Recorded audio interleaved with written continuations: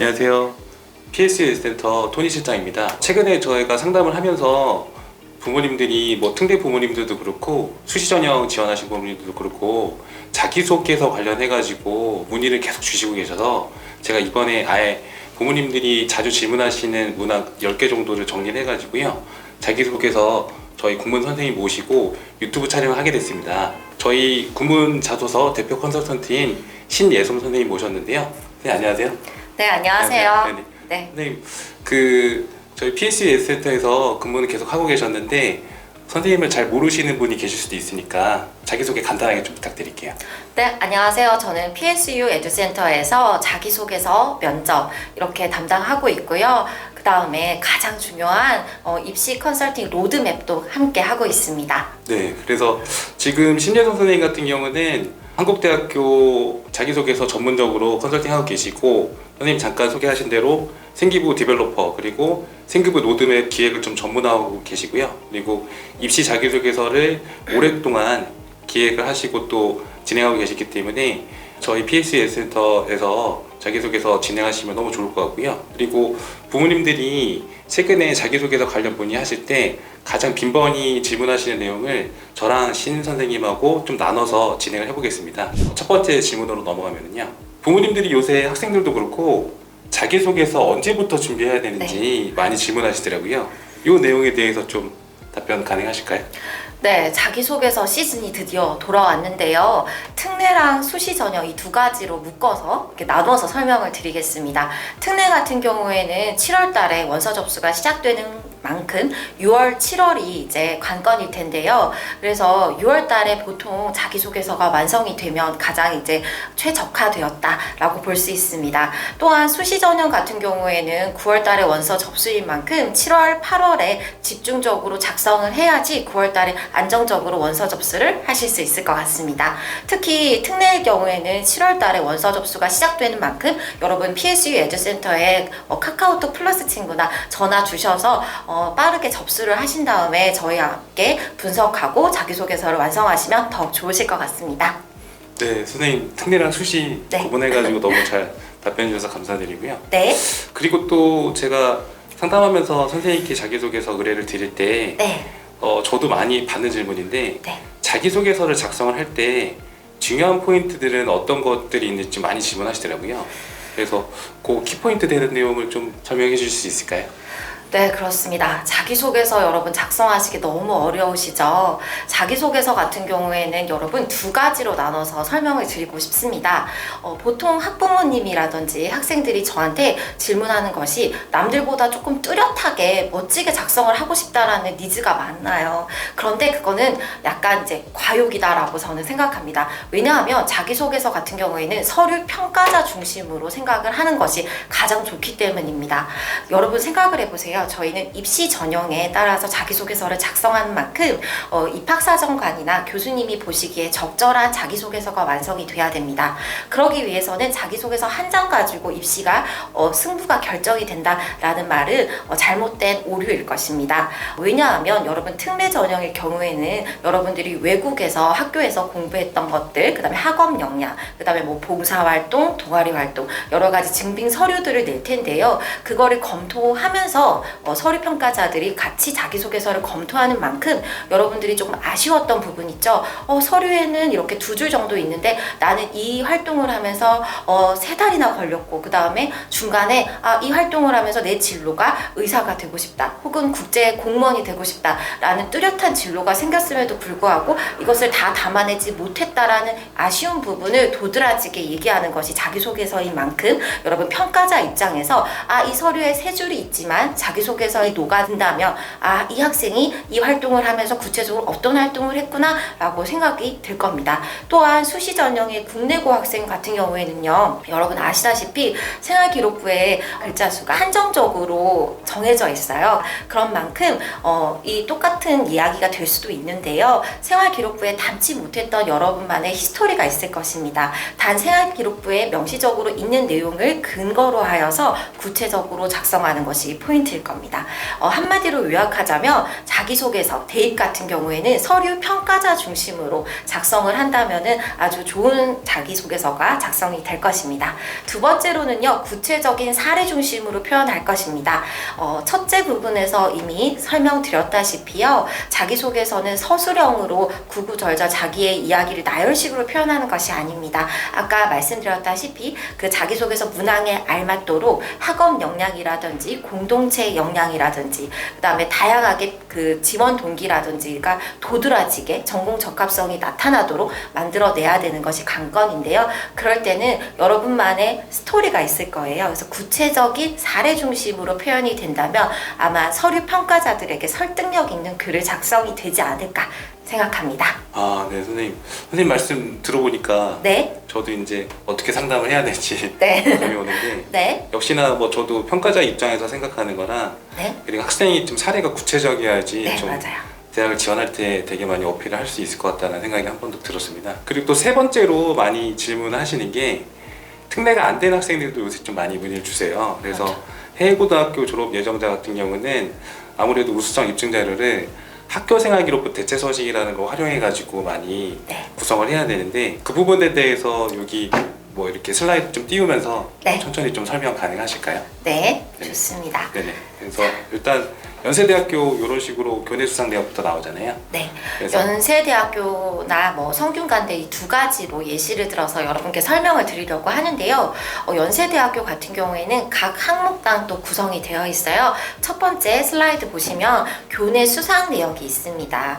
교내 수상 내역은요, 우리 대한민국 입시와 거의 비슷하게 이제 구성이 된다고 볼 수 있어요. 그래서 학년별로 상을 많이 받은 학생들은 조금 아쉽겠지만 자신이 선정을 해서 이렇게 넣어야 됩니다. 그런 만큼 여기서부터 이제 학생들의 고민이 시작되는 거죠. 두 번째로는 동아리 활동도요. 사실 해외고 학생들 경우에는 제가 보면은 여러 활동을 할 수 있어서 강점인 것 같아요. 그런데 아쉽게도 이 동아리 활동도 한 학년에 2개씩만 설정이 됩니다. 그 다음에 여기서 활동 내용을 여러분께 꼭 말씀을 드리고 싶어요. 30자 내에 뭘 작성해야 될지 여러분 난감하시잖아요. 그런데 사실은요, 이 30자 내에도 핵심을 뚫는 능력이 필요합니다. 그래서 30자 내에 전공 적합성을 나타낸다든지 이 학교의 지원 동기를 나타낸다든지 아니면 이 학생의 인성을 나타낼 수 있는 부분이 있으니까요. 난감하시다면 PSU 에듀센터의 플러스 친구에 언제든지 문의 주시면 답변 드리겠습니다. 그리고 봉사활동 같은 경우도 비슷한 흐름이겠죠, 네? 네, 그렇습니다. 봉사활동은요, 여러분들이 생각하시기에 나눔과 배려만 실현한다고 생각하실 텐데요. 그렇진 않습니다. 나눔과 배려 이외에 전공 적합성을 나타낼 수 있는 주요한 키워드가 될 수도 있거든요. 예를 들어서 제가 특례 학생들 보면은 한글 그 교육 봉사활동도 많고요. 예를 들어서 필리핀에 거주했던 학생들 같은 경우에는 코피노 아동들을 위해서 돕는다든지 이런 활동들을 많이 한 것으로 제가 봤거든요. 그래서 그만큼 나눔과 배려 이외에도 여러분들이 할 수 있는 역량이 있으니까 봉사활동을 나열식으로 하는 것이 아니라 이를 통해서 30자 내로 여러분들이 했던 내용과 그 다음에 거기에서 깨달은 점을 짧게 요약한다면 더 좋을 것 같습니다.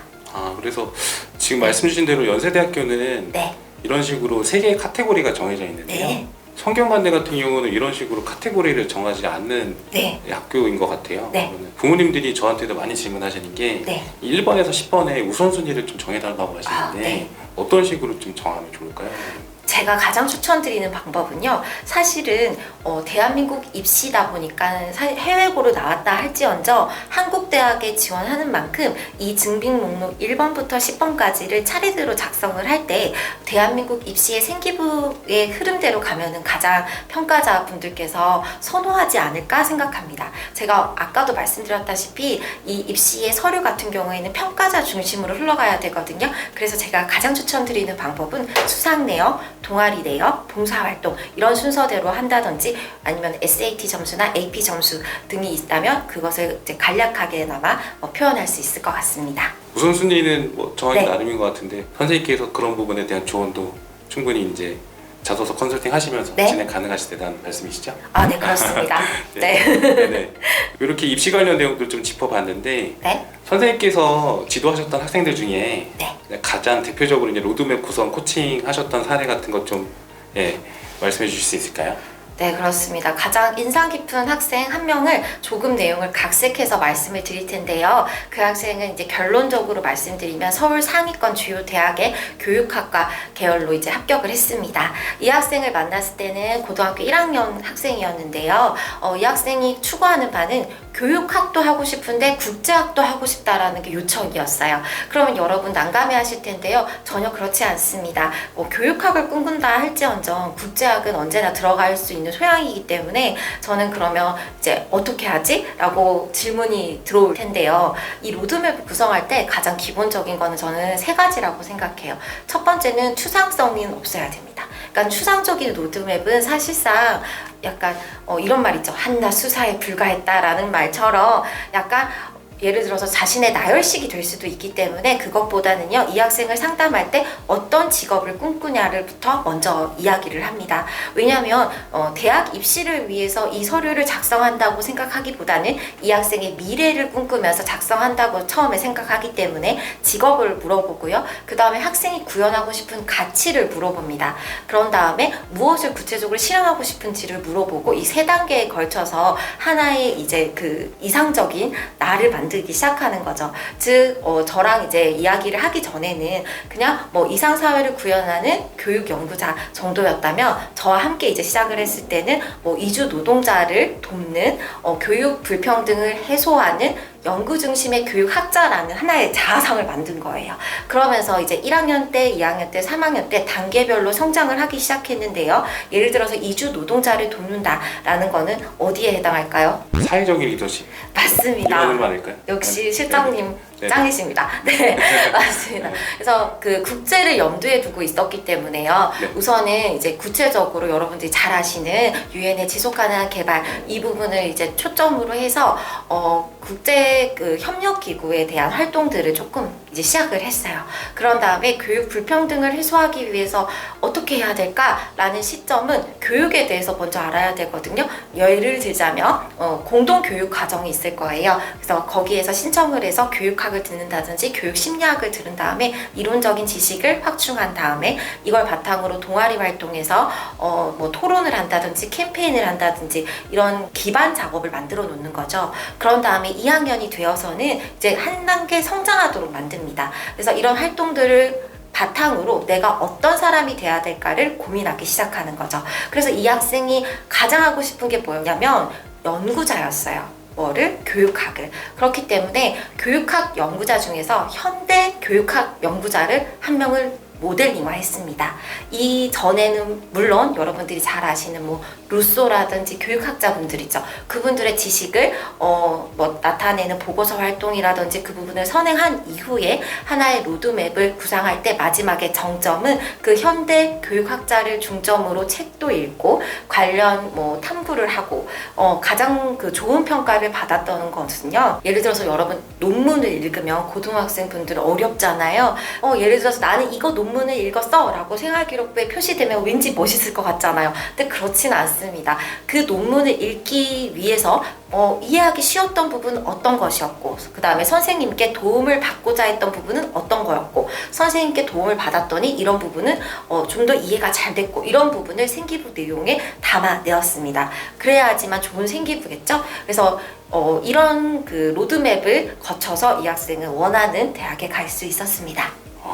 선생님 말씀 들어보니까 진짜 네. 구체화하는 아이디어를 짜는 게 만만치가 않을 것 같은데 네, 그렇습니다. 상경계열하고 국제학 쪽으로 연계성을 좀 짜보긴 했는데 네. 교육학이랑 국제학 쪽 네. 많이 생각 안 해봤거든요. 네. 그래서 역시 전문가다운 말씀이셨습니다. 네, 감사합니다. 네. 네. 영어로 자기소개서를 작성하는 대학은 어디인가요? 영어로 자기소개서를 작성한 학교들 같은 경우는 한국어로 자기소개서 작성하는 대학보다 훨씬 적어요. 그래서 특례로 연세대학교를 지원하실 때 언더우드 국제대학에 한해서 영어로 자기소개서 작성을 하고요. 그리고 수시 전형에서는 우리나라 고등학교 애들만 이제 연세대 특기자 전형 언더우드 인문사회나 그리고 연세대 언더우드 생명공학을 쓸 수가 있는데 그 연세대 특기자 전형에서만 그러니까 국내고 애들만 지원이 가능하고요. 영문으로 자기소개서 쓰고 나머지는 다 한국어 자기소개서라고 보시면 될 것 같아요. 좋은 정보네요. 여섯 번째 다음 질문으로 넘어가겠습니다. 네. 특례 자소서와 수시 자소서 질문이 다른가요?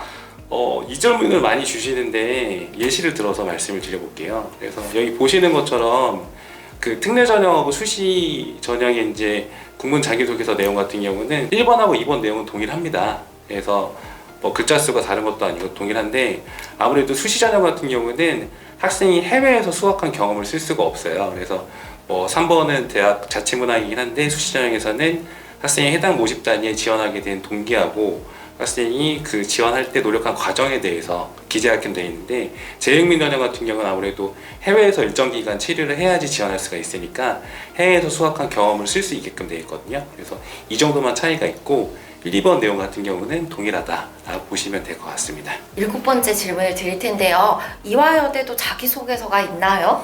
네, 이화여대는 자기소개서가 없어요. 그래서 그 내용을 좀 천천히 설명을 드리면 아까 선생님께서도 좀 네. 하셨는데 이화여대 같은 경우는 활동보고서라는 걸 제출하게 되는데 일단 어학특기 전형 같은 경우는 여기 보시는 것처럼 어학 관련 서류랑 그리고 학생이 나머지 수상이나 활동 내역들 카테고리가 이렇게 정해져 있고요.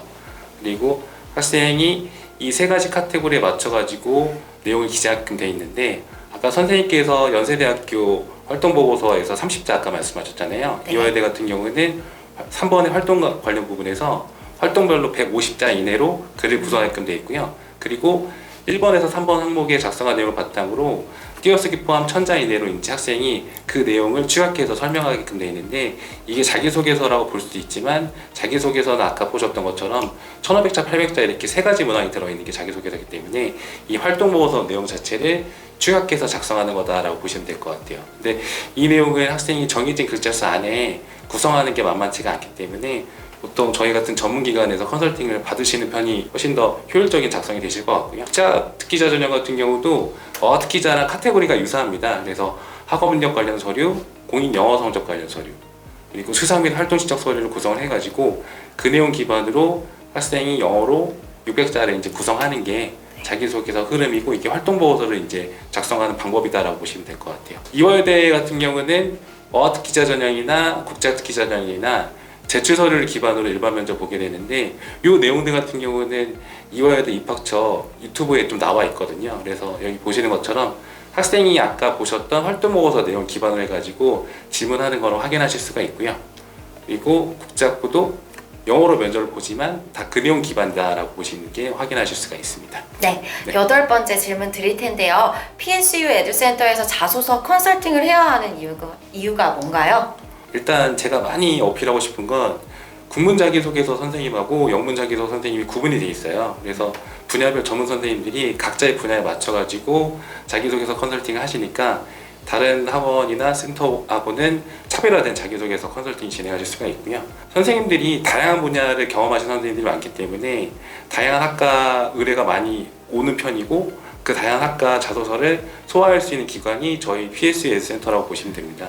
그리고 보통 자소서 컨설팅 진행하는 학원이나 센터가 1회 간단하게 브레인스토밍 하신 다음에 형식적으로 2회 첨삭을 하는 형태로 이제 자소서 컨설팅을 마무리하는 경우가 많은데 저희는 5시간 첨삭을 진행을 하고 책임 지도를 하고 있습니다. 그래서 학생이 완성할 때까지 다 저희가 구성을 도와드리니까 저희한테 맡겨주시면 너무 좋을 것 같고요. 그리고 저희가 이제 이번에 초안 작성이 어려운 학생들에 대한 자기소개서 문의도 많이 와서 자기소개서 초안을 작성하기 어려운 학생들을 위한 프로그램을 별도로 구성을 했습니다. 그래서 그런 부분이 좀 특징이라고 보시면 되고요.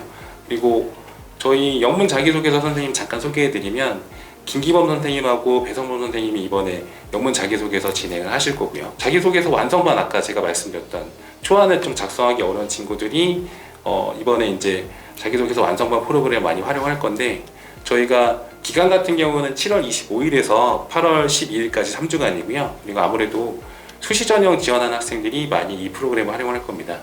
그리고 오늘도 많이 문의가 왔었었는데 특례 전형하는 학생들 같은 경우는 당장 7월에 지원해야 되니까 수업을 듣고 진행하기에는 좀 한계가 있기 때문에 자소서 첨삭반 프로그램을 많이 권해드리고요. 그리고 저희 기간 보시는 것처럼 언제든지 이제 신청이 가능하시고 특례 전형 이제 지원하는 학생들이 중심이 될 거다라고 보시면 될 것 같습니다. 그래서 이런 내용도 좀 확인을 시켜드렸고요. 선생님한테 또 질문 드리고 싶었던 게 학원에 자기소개서 컨설팅을 의뢰하면은 자기소개서 그 첨삭 내용 자체가 다른 학생들하고 내용이 겹치지 않을까 많이 걱정들을 하시더라고요. 그런 부분에 대해서 어떻게 생각하세요? 그렇게 생각하시는 분도 있다는 거 알고 있습니다. 그러나 제가 자기소개서를 작성하면서 이제 1회차 때 항상 하는 게 상담인데요. 그렇기 때문에 상담과 여러분들의 뭐 생활기록부나 활동 내역들을 본다면 다 다릅니다. 우리가 사람의 지문이 다르듯이 여러분들이 그때 겪었던 생각과 소감, 그 다음에 이어지는 활동들이 다 다르다는 것을 제가 몇 년 동안 대입 자소서 작성하면서 느껴왔거든요. 그래서 그거는 잘못된 오해라고 생각합니다. 네. 답변이 됐는지요? 그래서 너무 좋은 답변이신 것 같고요. 네. 그리고 마지막으로 또 제가 정리를 해드릴 게 아직까지 지원 예정 대학을 정하지 못하셔서 저희 자기소개서 컨설팅 프로그램을 결정하지 못하시는 분들도 많은 것 같아요. 지원 예정 대학 그 설정 같은 경우는 제가 배치 컨설팅을 진행을 하고 있고요. 그리고 부모님들이 문의 주셨을 때 제가 주말에도 이제 근무를 하면서 학생들이 갖고 있는 자료를 분석해가지고 최대한 빨리 대학을 정해드릴 수 있도록 하기 때문에 지금 아직 지원 예정 대학을 정하시지 못하셔가지고 자기소개 컨설팅 의뢰를 좀 못하신 분들 같은 경우는 저희 PSA 센터에 빨리 연락하셔가지고 배치 컨설팅도 빨리 받아보시면 좋을 것 같습니다. 부모님들이 자기소개서 컨설팅 관련해가지고 1번에서 10번 정도 이제 문항은 이제 제가 정리를 해서 쭉 부모님들께 소개를 해드렸는데요. 이 내용들 좀 많이 도움이 되셨길 바라고 마지막으로 또 하실 말씀 좀 있으실까요? 네, 여러분. 문의사항 있으시면은 PSU 에듀센터 플러스 친구에 문의해 주시면 됩니다. 그러면 언제나 친절하게 답변 드리겠습니다. 네, 그래서 선생님 오늘 수고하셨고요. 네. 저는 이제 올해 입시 잘 진행을 하면서 합격생들 많이 배출할 수 있게끔 노력할 거고요. 또 다음 영상에서 다시 뵐 수 있도록 하겠습니다. 네. 네, 오늘 수고하셨고 감사합니다. 감사합니다. 수고하셨습니다. 감사합니다. 네.